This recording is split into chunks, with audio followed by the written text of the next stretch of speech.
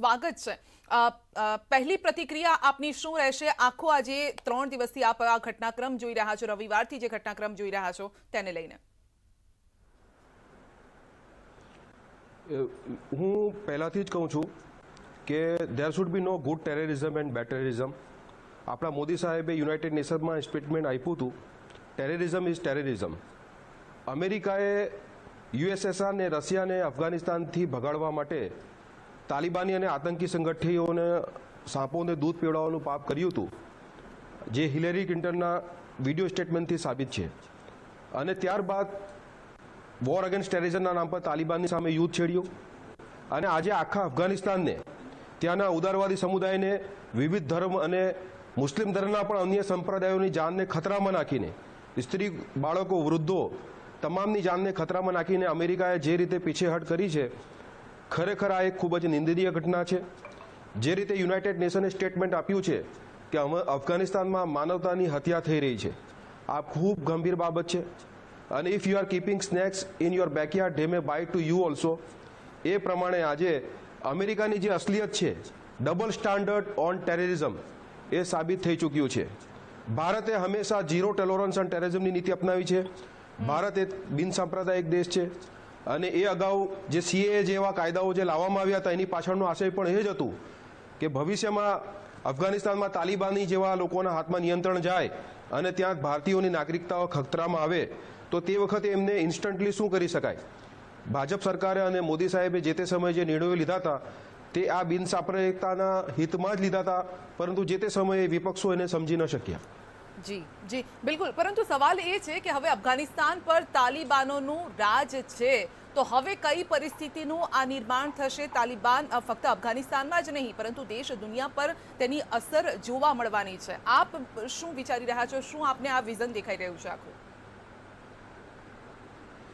આ ફક્ત અફઘાનિસ્તાન કે ભારતીય ઉપખંડના દેશો માટે જ નહીં, સમગ્ર વિશ્વ માટે ખૂબ જ ખતરારૂપ ઘંટી છે। જે લોકો આંતરરાષ્ટ્રીય વિશ્લેષકો છે તે ખૂબ સારી રીતે જાણે છે કે આના ભવિષ્યમાં પરિણામો શું આવશે। આજે તાલિબાનના નિયંત્રણથી સમગ્ર વિશ્વમાં જે કટ્ટરવાદીઓ છે, જે આતંકીઓ છે, જે જેહાદી તત્વો છે, એ ખૂબ જ ઉત્સાહ અને ગેલમાં આવી ચૂક્યા છે। આજે એમના ઉત્સવ એટલા માટે વધી ગયો છે કે જ્યારે અમે અફઘાનિસ્તાન પર આ રીતે અમેરિકાની જેવી મહાસત્તા અને જે પ્રકારે આંતરરાષ્ટ્રીય દેશો પણ એમાં મદદગાર હતા, તે છતાં પણ આજે એમણે નિયંત્રણ કર્યું છે, તો આવી પરિસ્થિતિમાં અમેરિકા જે છોડીને ભાગી ગયું છે, ખરેખર એનાથી જેહાદી સંગઠનોના જે ઉત્સાહ છે તે ખૂબ વધી ગયો છે। અફઘાનિસ્તાનના તાલિબાનોનું સીધા કનેક્શન પાકિસ્તાનના આતંકવાદી સંગઠનોને છે અને એ સીધા કાશ્મીર અને ભારત સુધી પણ આવે છે અને સમગ્ર વિશ્વમાં એ પ્રસરેલું છે એનું આખું નેટવર્ક। ત્યારે આખા દુનિયા માટે આ ખૂબ જ ગંભીર બાબત છે। હું હજુ પણ કહું છું કે અગર વિશ્વ સમુદાય, અગર યુનાઇટેડ નેશન્સ એ માને છે કે વિશ્વમાંથી આતંકવાદનો નાશ થવો જોઈએ, તો એમણે આ વિષય પર એક થવું જોઈએ, આ વિષયને ગંભીરતાથી લેવું જોઈએ। અને આજે જે રીતે અમેરિકાએ ભૂતકાળમાં ભૂલ કરી હતી તાલિબાનને હેલ્પ કરીને, જેહાદી સંગઠનોને પોતાના હિત માટે, રશિયાને વિઘટિત કરવા માટે, આજે અમેરિકા પસ્તાય છે। એ જ રીતે જે લોકો આજે તાલિબાનને સપોર્ટ કરશે તે કાલે ભવિષ્યમાં પસ્તાવાના છે, એ નક્કી છે। જી, પરંતુ ગઈકાલે જ આપે પણ જોયું હશે કે તાલિબાનના કબજામાં આવ્યા બાદ, અફઘાનિસ્તાન જેવું આવ્યું તાલિબાનના કબજામાં, અને જે રીતે દ્રશ્યો પણ ત્યાં એરપોર્ટના આપે દ્રશ્યો પણ જોયા હશે, અને ત્યારબાદ ચીનનું સ્ટેટમેન્ટ આવ્યું કે તે અફઘાનિસ્તાન સાથે દોસ્તી ઈચ્છે છે, તાલિબાનીઓ સાથે એક મિત્રતાનો સંબંધ બાંધવા ઈચ્છે છે। એટલું જ નહીં, ફક્ત ચીનની જ આ વાત નથી, રશિયા, તુર્કી, આ બધા જેવા 4-5 જે દેશ છે તેમણે ક્યાંક સમર્થન આપી દીધું છે તાલિબાનીઓને। આ કેટલી મોટી વાત કહી શકાય ને કેટલી ગંભીર વાત કહી શકાય? ચાઇનાએ જે આજે સમર્થન આપ્યું છે અફઘાનિસ્તાનને, એ આજે નથી આપ્યું। ચાઇનાનું અફઘાનિસ્તાન પહેલાથી જ હતું અને જે વખતથી તાલિબાનીઓ યુદ્ધ કરી રહ્યા હતા અમેરિકા સામે, જે રીતે રશિયા સામે તાલિબાનીઓ કે આતંકીઓ લડ્યા ત્યારે અમેરિકાએ સપોર્ટ કર્યું હતું, એ રીતે અમેરિકા અને તાલિબાનીઓ વચ્ચેના યુદ્ધમાં ચાઇનાએ સીધો સપોર્ટ કર્યો છે। ચાઇનાએ હથિયાર, નાણાં, બધી જ વસ્તુની મદદ કરી છે અને એટલા માટે જ ભારત માટે ગંભીર બાબત છે। ચાઇનાની સાથે જે ભારતના સંબંધો છે એ ઉપરાંત આ આતંકી સંગઠનો, આ પાકિસ્તાનીના આતંકવાદી સંગઠનો, આ તમામ જે સમીકરણો છે તે આપણા માટે ખતરારૂપ છે। અને ભાજપ સરકાર કે ભારત સરકાર જે પહેલાથી જ આ વિષય પર ગંભીર હતી અને એના માટે જે ફર્મ પગલાઓ લઈ રહી હતી, પરંતુ અફસોસ એ વાતનો છે કે વિપક્ષો જે તે સમયે સમજી નહીં શક્યા અને ખોટા હોબાળાઓ મચાવીને દેશને બીજી રીતે ગેરમાર્ગે લઈ જવાની વાત કરી. આજે ખૂબ ગંભીર બાબત છે અને વિશ્વએ આનામાં જાગવું જોઈએ. ચાઇના અને કોમ્યુનિસ્ટ પાર્ટીના જેવા બીજા અને જેટલા પણ દેશો છે એ તાલિબાનની સાથે મળેલા જ છે અને આના માટે ભવિષ્યની અંદર આપણે બધાએ એક બનીને આગળ વધવું પડશે. મેં તમને કીધું કે ઝીરો ટોલરન્સ ઓન ટેરરિઝમ, સમગ્ર ભારતીયોએ એક પ્લેટફોર્મ પર આવવું પડશે. એટલું જ નહીં, પરંતુ સમગ્ર વિશ્વના સમુદાયોએ જો માનવતાની રક્ષા કરવી હશે તો આવવું પડશે. નહીં તો આવા જ સમીકરણો અન્ય દેશોમાં પણ ઉત્પન્ન થશે ભવિષ્યમાં.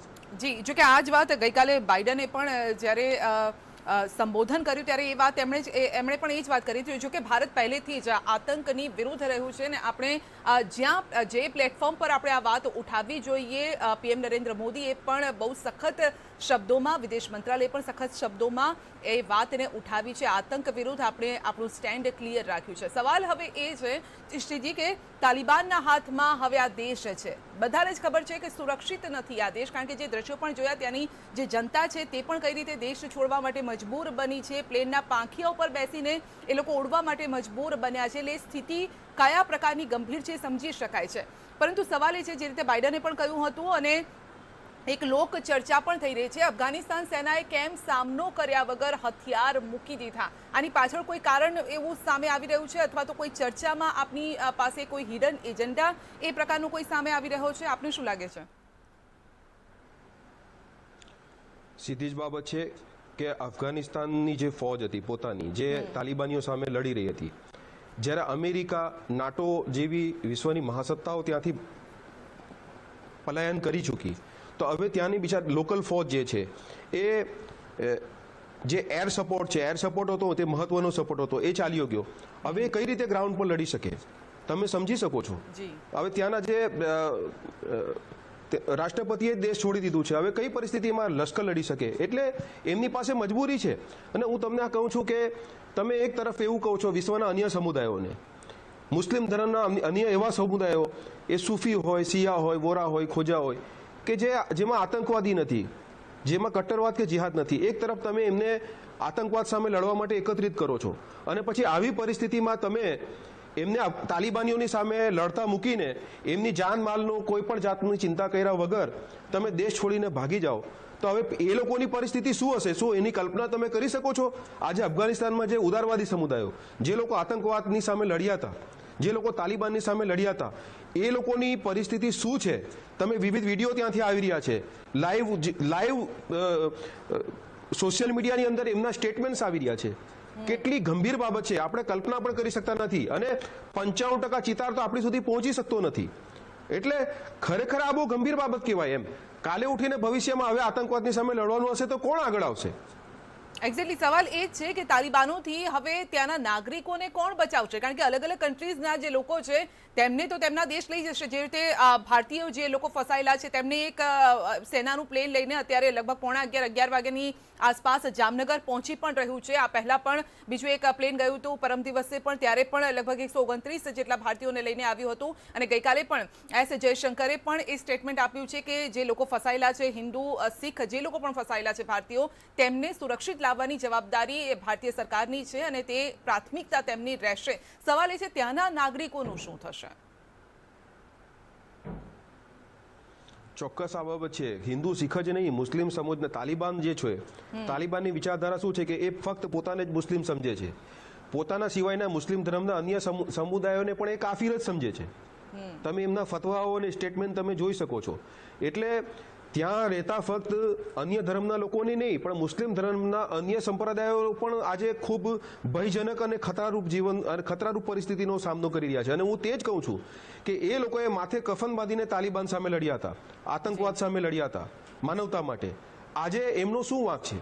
આજે વિશ્વ સમુદાય મૂક પ્રેક્ષક બનીને જોઈ રહ્યું છે, એમના જીવ આજે જોખમની અંદર છે.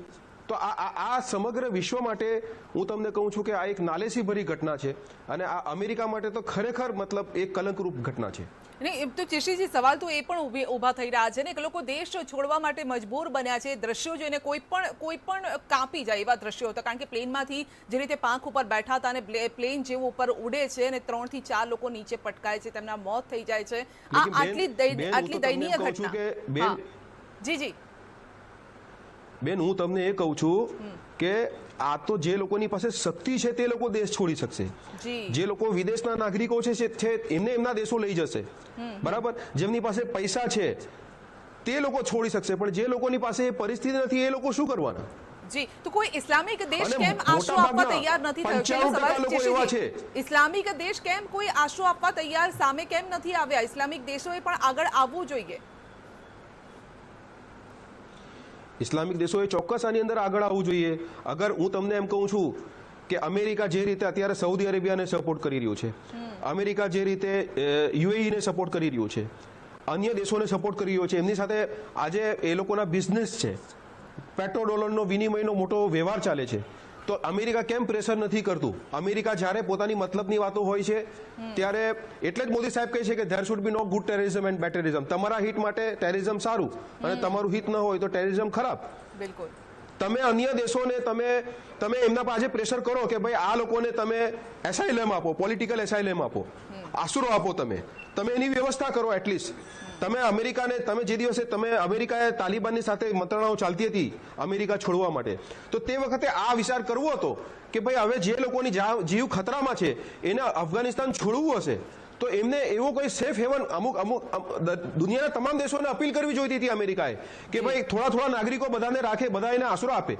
આવી રીતે જે માનવતાવાદી લોકો જે ઉદારવાદી લોકો આતંકવાદ સામે લડ્યા જિહાદ સામે લડ્યા માથે કફન બાંધીને લડ્યા એમના જીવને એમના બાળકો સ્ત્રીઓ વૃદ્ધો એમને આવી રીતે નિસહાય છોડીને ચાલ્યા જવું આ કેટલી શરમજનક ઘટના કહી શકાય કલ્પના પણ કરી શકાતી નથી બિલકુલ એ જ ચિંતા દરેક લોકોને પણ થઈ રહી છે ભારતીયો કારણ કે આપણે તો મનના ઘણા ભોળા માણસો હોઈએ છે અને કોઈનું દુઃખ કદાચ આપણાથી નથી જોઈ શકાતું ને આપણે ભારતીયો પણ એ જ ચિંતા કરી રહ્યા છે ચેશીજી આપનો આભાર મારી સાથે જોડાવા બદલ કારણ કે ગઈકાલે પણ એક સ્ટુડન્ટ સાથે મારી વાતચીત થતી હતી અને તેમણે પણ એ જ કીધું હતું કે મેડમ અમારી જે જનરેશન છે ને નવી જનરેશનનો શું વાંક છે અમે ક્યાં જઈશું અમારી જનરેશન તો તૂટી ગઈ છે ડિસ્ટ્રોય થઈ ગઈ છે એટલે સમજી શકાય છે કે નવી જનરેશન જે ઉગવા ઉપર હતી તેમને જ ક્યાંક આત્મી દીધી છે ડિસ્ટ્રોય કરી નાખી છે આ તાલિબાનીઓએ